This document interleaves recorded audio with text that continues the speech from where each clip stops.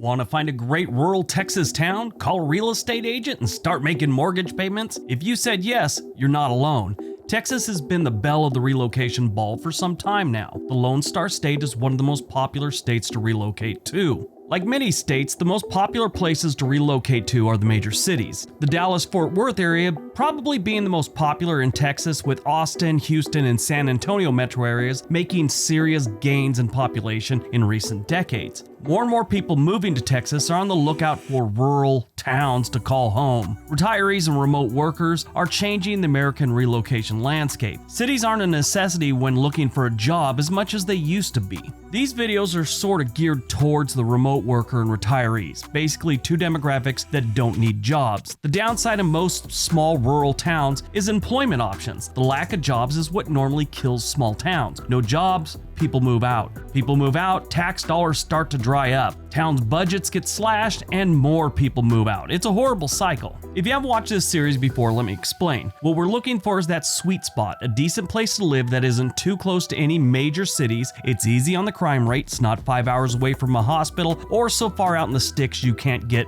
decent internet. In the other videos, I also explained that not all states have 10 good rural towns, and I don't want to waste your time with some places that are a reach and shouldn't be on the list just to get to 10. A lot of rural Texas towns didn't make the list because of a different reason. I've talked about them a lot in recent videos, so I'd say about 7 of them got scratched because we just talked about them within a year. Also, crime and access to healthcare kind of killed a few other ones. Got it? Get it? Good. Let's take a look. Number 5, Buffalo, Texas. Buffalo sits almost midway between Dallas and Houston, with Dallas to the north being a little bit closer. It's about a 90-minute drive up Interstate 45. I've been getting asked to include what the weather's like in these different places, so here's what it says. The climate in this area is characterized by hot, humid summers and generally mild to cool winters. So it's not terrible. If you've ever been to this part of Texas, it's not swampy like Louisiana, but in the summer you kind of get that feel. Good amount of mosquitoes. I like this part of Texas. I've always found it to be a very beautiful place. Have any of you Dallas or Houston residents been to Buffalo, Texas, or been through there, spending time, whatever? Let me know in the comment section below. Buffalo has a population of about 2,000 residents, and they get a thumbs up for their crime rate. It's 44% lower than the national average, which is pretty good, especially for this part of Texas. Now, all the towns on this list have a very low crime rate. That won't stop people in the comment section from claiming that the stats are wrong. It's always someone claiming to be a local and they know better than the stats the FBI and the local police department are, gathering. They always make their comments seem like they have some knowledge of a secret society of criminals that doesn't factor into all the crime stats. They always like to add on there, like to legitimize what they're saying, that I've lived here 20 years, I've lived here 15 years, I've lived here 60 years. It's always something like that. It's like, okay, have you been out on the streets every night counting the burglaries, the assaults, the murders? Have you been doing that, or are you just going by rumors and reputation? Anyway, moving on. They also get a big thumbs up for their internet. They get 1 gig from Windstream, and they covered 99% of the town, which is pretty good. This is a rural town, sort of in between 2 big metro areas. They're getting solid internet. They have a couple other options that offer like 100 Mbps, but they only cover like 20 and 30% of the town. So still, big thumbs up. When it comes to real estate, they're doing pretty good, so they're going to get a thumbs up there too. A decent home here runs around $200,000. Getting something with at least a couple acres outside of town will start around $300,000 and go up from there, way up. But this is a very affordable area when it comes to real estate. When it comes to healthcare, they get another thumbs up. They have a couple doctors in town along with a medical clinic. If you need anything beyond that, 20 minutes to the north in Fairfield, you have a full-blown hospital called Freestone Medical Center. Anything past what they can handle, you're probably going to head into Waco, about an hour to the west. Number 4, Honey Grove, Texas. Besides sounding like a section of the Willy Wonka factory, Honey Grove is a nice little town northeast of downtown Dallas, about 20 minutes west of Paris, Texas. Davy Crockett discovered the area of Honey Grove when he camped there on his way to join the Texas Army in San Antonio in 1836. He ended up at the Alamo and things didn't work out for him. He never made it back. But Crockett did send many letters back to Tennessee, and in a few of them, he talked about the abundance of honey-filled trees in this area, and that's how the town got its name. There was no mention of Willy Wonka or a chocolate factory in any of Crockett's letters. These days, Honey Grove has a population of about 2,000 residents, and they get a thumbs up for their crime rate. It's 44% lower than the national average. They get a faded thumbs up for their internet. They have AT&T DSL, which offers 100 Mbps. Now, this is the good thing. Starlink, which people keep bringing up in the comment section, which is the SpaceX thing, Elon Musk, whatever, they do get good reviews for this area using Starlink. So that's an option too. When you can get Starlink, it's normally a good connection. So we'll give them a faded thumbs up at least. When it comes to their real estate, they get a thumbs up. They have homes right now that are decent, livable, might need a little bit of work, for around $130,000 in town. If you want to go outside of town a little bit, that starts off around $350,000, and that'll get you a little bit of land, and it goes all the way up. There's one right now that has 8 acres outside of town, $850,000. 8 acres for $850,000 is not that bad. $850,000 in San Francisco will get you a broom closet someone installed a toilet with, and they call it a studio condo with a city view. That city view in San Francisco is often referred to as a homeless encampment. When it comes to healthcare, we're going to give them a thumbs up also. They have a family clinic in town along with a nursing home, so that's good. Anything you need past what the clinic can do. You got Paris, Texas, 20 minutes to the east, or Bonham, Texas, about 15 minutes to the west. If you're a veteran, they have a VA hospital there and a VA home, which is for like disabled retirees that need a place to stay. I'm broad brushing what they do there. There's so much more to it, and that's not the focus of this video. But this is a good area if you're a veteran.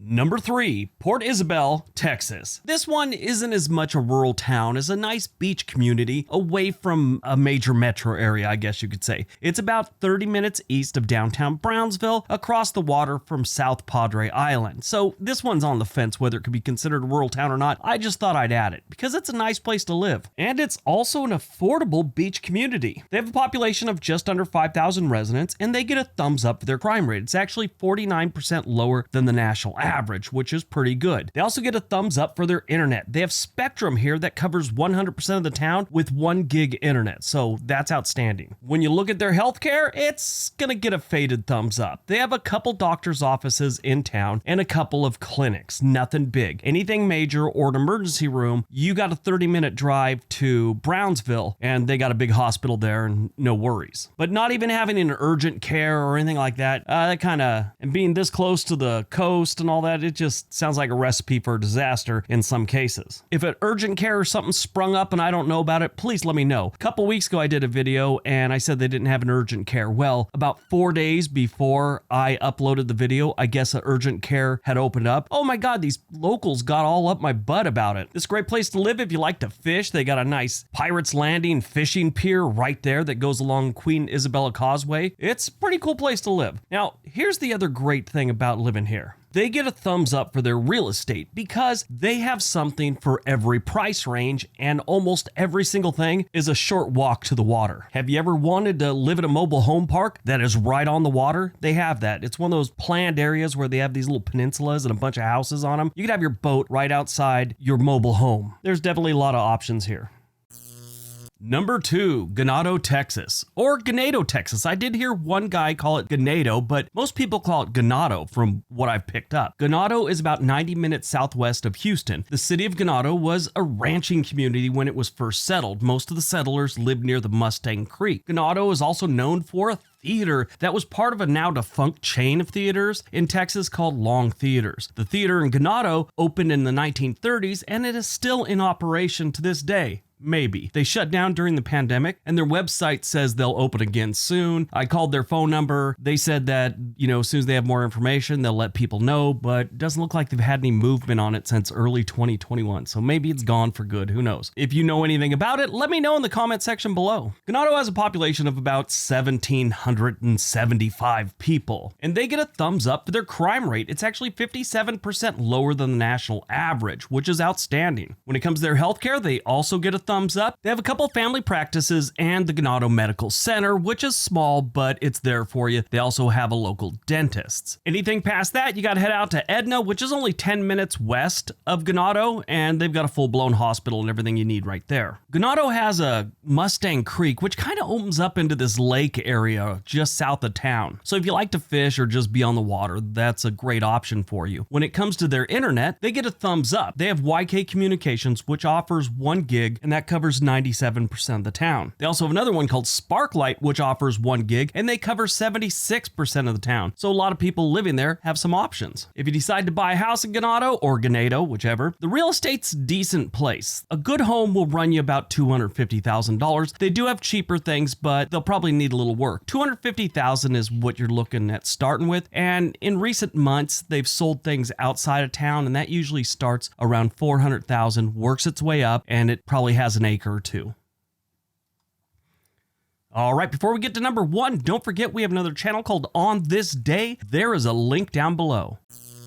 And number 1, Sonora, Texas. Sonora sits about 2 hours northwest of San Antonio, and it has a schoolhouse that could be seen from outer space. This building has the reddest roof I've ever seen. If you look at the satellite image of this town, it's like the schoolhouse jumps out at you. Sonora has a little history. On the night of April 2nd, 1901, William Carver, a member of Butch Cassidy's Wild Bunch, was shot and killed in Jack Owens Bakery by the local sheriff and his deputies. They were trying to arrest him for killing someone else and ended up being a shootout, and he got shot in the bakery. Pistol in one hand, loaf of bread in the other. You know, it's got to be humiliating. In the Old West, you're supposed to die in a gunfight on Main Street or in a saloon or something like that, not in a bakery. The only thing worse is getting shot while having afternoon tea, I imagine. It was horrible. There was blood and doilies everywhere. Sonora has a population of just over 3,000 residents, and they get a thumbs up for their crime rate. It's 72% lower than the national average, which is outstanding. 72%, that is great. There are not many towns this size in this part of Texas that are doing that well when it comes to their crime rate. When it comes to their internet, they also get a thumbs up. They have HCTC, which I've never heard of, but they offer 1 gig to 78% of the town. They also have Suddenlink, which I've heard of. They offer 1 gig to 80% of the town. So you got a couple options there. One's cable, one's fiber. Sonora gets a big thumbs up for their real estate. They have every price for every price range, and they have old homes, they have new homes. But I would say if you got $150,000, maybe $135,000, you can get into a home that is decent, livable, and ready to go. If you want to go even higher, you can get like 5-bedroom homes for $299,000. And outside of town, they have ranches with acres, and those, you know, they can get up into the $500,000-$600,000 area. But they have plenty to choose from. Healthcare also gets a big thumbs up here. They have LM Hudspeth, I believe it's pronounced, Memorial Hospital in town. They also have a medical clinic. They have a dentist. This hospital has everything from cardiac rehabilitation, hospice,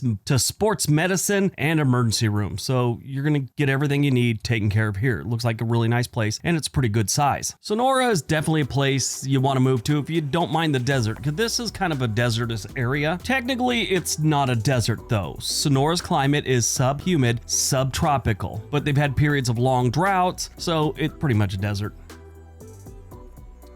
All right, that's today's video. Hope you guys enjoyed it. Hope you got some information out of it. I want to apologize. I have COVID again, and so if my voice doesn't sound right, I do apologize. It took me 3 days to record this because my voice was so bad. Also, some of these small towns I want to mention that they don't have a lot of available footage, so I have to use stock footage of Texas. May not be exactly where I'm talking about, but I do my best. All right, everyone, have a great day.